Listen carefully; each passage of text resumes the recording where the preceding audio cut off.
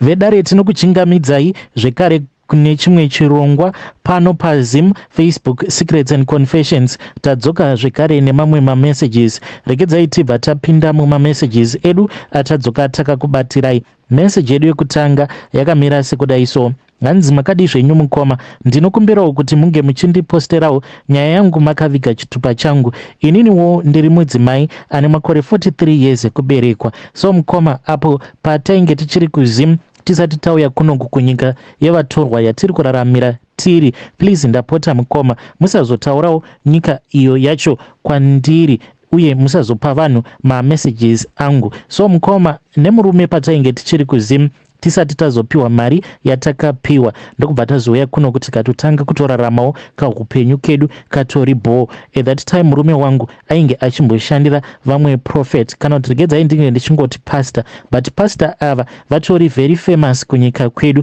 uye vatoriwo mutungamiriri wechechi yavo kuZimbabwe ikoko. So mukoma, murume wangu paainge achishanda ari bodyguard, ndakaona zvinhu zvakawanda, zvinhu zvekuti inini hangu kuramba ndichinamata kudai ndingangoti it is by the grace of God. Nezvose izvo zvandakaona I should have just stopped praying, but I think kuti zvakabva zvatondipawo ushingi wekutoziva kutoti if this guy is fighting against God, then this means kuti Mwari wacho vatoriko. So murume wangu mukoma, iye naprofeti ava zvavaiwanzokuita ndezvekuti murume wangu aitambiswa franti achiita sekunge munhu anohura, but most of these women vainge vachinzi ndo vanodanana nemurume wangu achiita sekunge iye he cheats on me, but vakadzi ivavo vainge vachitodanana zvavo naprofet. And most of these women mukoma, they were too young. Vazhinji vacho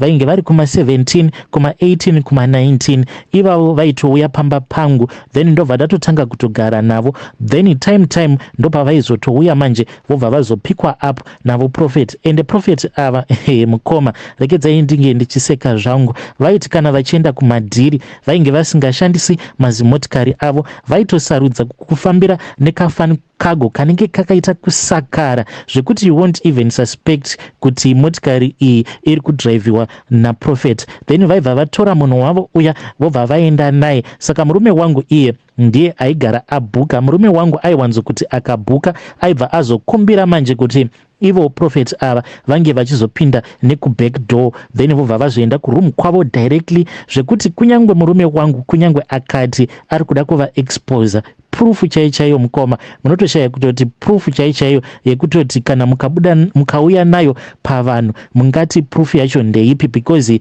zvinhu zvizhinji zvaingoitwa muzita remurume wangu, kunyangwe mamwe mareceipts ainge achitotengerwa vakadzi ava mafoni kuenda kunobvisisa vakadzi ava nhumbu. Zvose izvozvo zvainge zvichingoitwa muzita remurume wangu, zvekuti marecords awa akanzi anoda kutracewa, murume wangu kana mujeri anofira mujeri. Because when I spoke with my husband one day, murume ndakamubvunza kuti nai daddy, saka imimi vakadzi vamunoziva imimi personally, vakadzi vamakanyatsokuenda navo vachinobvisa nhumbu dzaprofeti, vakadzi ivavo vangani? Saka iye akabva azoti vakadzi ava kana vacho vaanonyatsokurangarira kuti ndo vaakaenda navo personally vachienda kunobviswa nhumbu, hanzi vanokwana ivo kuita 28 women. Apa pa 28 ipapo we are including vazhinji vacho vanoenda kuchechi kwake, married women. Mufunge zvenyu, vamwe vainge vachiuya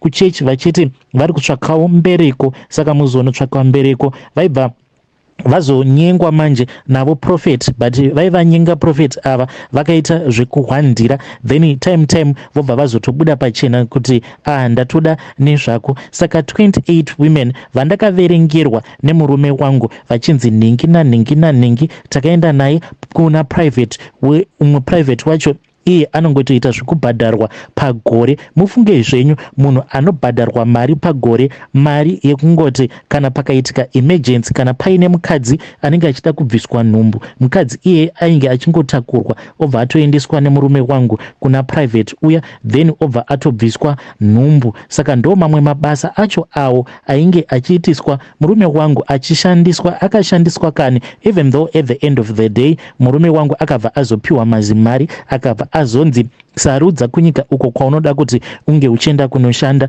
Murume ndokubva azosarudza manje kunyika kwatiri kuraramira tiri. But even though me and my husband we are living a very comfortable life, but dzimwe nguva ndinomboti kufunga ndobva ndati saka vakadzi vose ava vacho vainge vachidanana naprofeti, vakadzi ava saka pari zvino varipi uye vanofungei pamusoro pavo profeti ivavo? A lot of things that I saw, ende zvinhu zvizhinji zvainge zvichitochengeterwa kumba kwedu because murume paakanyanya kuita too close navo takabva tazotanga kurenterwa somewhere else. Saka vaiti kana vaine n'anga dzavo dzavanenge vachida kushandisa, mukomaka zvinoitika mukoma zvakangooma. Prophet ava ivo vaitoti sometimes vakaona sekunge muchechi vanhu vava kusanyanya kubvisa mari, paiva neimwe n'anga yavo. N'anga iyi inobva kuZambia. N'anga iyi yabva yauya yobva yazogara pamba pangu kugariswa nen'anga mukoma, n'anga inonzi yainge ine mamwe masimba, ende ndaitongozvipa zvivindi kuti ko tingagodii nekuti ndo basa rinoitwa nababa, ko kana ndikaramba, which means kuti pano tinobva tatobviswa, no more salary for my husband. Ndichibikira n'anga iyi ndichiiwachira. Saka prophets ava zvavaiwanzokuita ndezvekuti pavanenge vaona kuti muchechi vanhu vanenge vava kusanyatso kubvisa mari, ndo pavaizopota vachiuya kumba vachibatsirwa vaibatsirwa mune imwe spare bedroom iyo yatainge takanzi hataifanira kuti tinge tichiivhura. But murume wangu aiti kana n'anga iya kana iripo aipota achipindamo. Akabva azondiudza kuti kunyangwe pulpit yavanoshandisa pari zvino kuchechi kwavo, pulpit iyoyo akanditi hanzi pulpit iyoyo yakabva kuNigeria. Mushure mekunge yabva kuNigeria ndokubva yazosvikira muSouth Africa, then ikabva yazouya muZim. Inini ndivete nevana hanzi vakaenda vakanoitora iye murume wangu nemamwe mabodyguards vakanogamuchira pulpit iyoyo, ndokubva vazouya nayo kumba. Ndakavata mukoma madhiri ose iwayo ndopaakaitwa, ndokubva yazoenda ikabva yazonovharirwa muspare bedroom muya. N'anga iya yaiti kana ikauya yakaita nguva yakati rebei ichingoenda ichidzoka ichidzoka ichingosimbisa pulpit iyoyo. Saka hanzi nemurume wangu kana prophet ivavo vakangogara vamira papulpit pavo, zvinoreva kuti ani nani uyo anenge arimo muchechi imomo, kana ani nani zvake uyo anenge akavatarisa vachiparidza, pangava pari pamafoni kana kuti pai, hanzi unobva wangonzwa mwoyo wako uchitanga kuvanzwira tsitsi zviya zvekuti kunyangwe vakati we need to raise some money so that we can do this, wega unotanga kunzwa kuti this man has been sent by God, so let me assist him. Murume wangu akandiudza nyaya dzakawanda dzavainge vachiita. Akatondiudza kuti unozviziva here kuti vakatomboita nguva vari addicted kumutoriro? Ndikati sure. Akabva anditi vakatomboenda kurehab, but yainge iri private rehab. Paya patainge tichifungidzira kuti prophet vaenda kunoona spiritual father wavo vainge vatori kurehab, then ndokubva vazodzoka manje vava clean. So mukomanashi ndo zvimwe zvezvinhu zvandakaudzwa nemurume wangu. So my other advice is this: kune vamwe vaya vekuti vanenge vasinawo simba like rekuti vainge vachizoexpose mapastors awa, inini hangu I just think kuti it is far much better kuti munhu unge uchingozvinyararira. Kana wazvinyararira waita hako move on with your life, because you can just imagine kuti munhu ane simba rekuti anomitisa vakadzi vanosvika 28 vose vakadzi ivavo achiita kuti vange vachizobvisa pamuviri. Zvekare munhu anokwanisa kutounza n'anga kubva kuZambia uko, munhu anorombera papulpit achirombera church, munhu iyeye ari dangerous. Saka inini hangu ndinongofungidzira kuti zviri nani kuti kana uchiona kuti hauna simba rauinaro, hauna kana mari, kana ukafind out kuti ndo zvaunenge waitwa nevanhu ava vane mbiri, especially maprophets, it is far much better for you maybe to change the church, wobva waenda zvako utanga kunamata kune imwe church, nekuti vanhu ava I suspect kuti kana kutouraya vanokwanisa kutouraya. Nekuti murume wangu akatondiudza kuti vakatomborova zvekare umwe murume uyu he was an international visitor but ari wekuZim. saka akabva azodzoka kuZim ndokubva azobhadhara mari idzo dzainge dzichida kuti dzinge dzichibhadharwa. Saka akati abhadhara mari idzodzo then ndokubva azoita one on one naProfet, but unfortunately zvinhu zvake zvakabva zvazoramba kufamba. Saka akabva ati chindipai mari yangu because hapana pandingambodzokera uko kwandabva ende nemari dzose dzandashandisa dzemaflight tickets, then zvose zvamakandivimbisa Prophet hazvisi kana kumboshanda. Nothing has changed because he was going through a divorce with his wife. Saka ainge akataura navo Prophet vakati zvishoma izvo tinokwanisa kuzvigadzirisa, kana iwe uchikwanisa huya kunoku. Ndokubva azoenda kuZim, but unfortunately after atobva mukunamatirwa navo Prophet zvakabva zvatowedzera. Mukati said kuti akabhadhara mari inokwana iyo kuita $2,500 pasina mamwe ma-offerings, pasina anything. This was just a fee that he paid for a one-on-one navo Prophet ivavo. So mukomanashe akabva azoti ndinoda mari yangu, but vakabva vazotumira murume wangu nemamwe mabodyguards ndokubva vazoenda vakabva vanorova murume uya vakabva vamuvhundutsira vakati tinokuuraya. Then iye vakabva vamuti uri kufanira kutoti unge uchidzokera izvezvi, otherwise tinokuuraya kana kukuurayira amai vako. So the man got so scared and he ran away from Zim. So mukomanashe ndiyowo confession yangu iyi yandiinayo. I don't know kuti vanhu vachati kudii ni confession yangu, they can take it or they can leave it, but inini hangu advice yangu ndeye kuti kune avo vanoti vane kukanganisirwa kwavakaitwa nawo maprophets, it is far much better hako kuti unge uchiita move on with your life and try to rebuild your life again, because vanhu vacho vari very connected. Kunyange kuya kwatakazoita kunoku kunyika kwatiri hazvina kana kumbonetsa kurakidza kuti vanhu ava spiritually chaiyo vatori nema-connections, zvekare nemari physically they are well connected.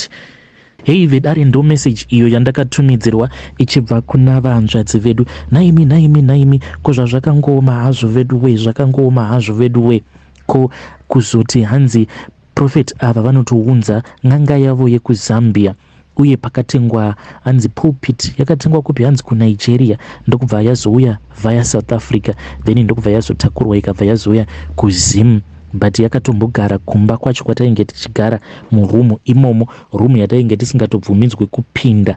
Hanzi n'anga ndo yainge ichisota pulpit iyoyo kukuzomitisa vakadzi 28 including married women vachinobvisiswa nhumbu. Apa bodyguard zita rake ndo riri pama-receipts, everything. You can never trace anything back to him. Yai pakaipa. Ngatitaurei navo vanzvadzi vedu ava mucomment section. Regedzai tibva taenda panyedu inotevera. Nyedu inotevera yakamira sekudai so.